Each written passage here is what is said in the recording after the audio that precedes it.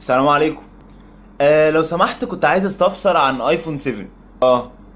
ايوه يا فندم. ايوه في بكام؟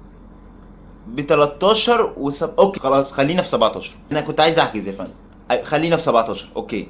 بس يعني بصراحة انا المبلغ، انا ان شاء الله ناوي اجيب الموبايل ان شاء الله، يعني خلاص كده تمام. بس المبلغ بصراحة مش متوفر معايا حاليا. وكنت قلت لوالدي، سمعت رد مش لطيف يعني. رد مش لطيف خالص. فكنت بستفسر لو اقدر ابدل كليتي واخد الفرق، مثلا الموبايل والفرق. يا فندم لا يا فندم، كليتي يا فندم، مش كليتي، كليتي. ايوه يا فندم اللي في ظهري. ايوه فوق البنكرياس دي، هي دي. ايوه يا فندم. دماغ ايه يا فندم؟ لا يا فندم ما يصحش، انا شاب محترم يا فندم، انا عايز الموبايل يا فندم. اسمعني بس اسمعني. طب مش عايز الفرق خلاص.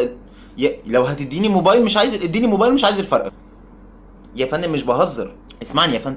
يا فندم انا ما باكلش املاح كتير، هصدقني هتشتغل معاك زي الفل. يا فندم طب خدها لو فيها حاجه بتاعتي، فيها حاجه بتاعتي. يا فندم ما انا عايز الموبايل يا فندم. يا فندم انا. الو.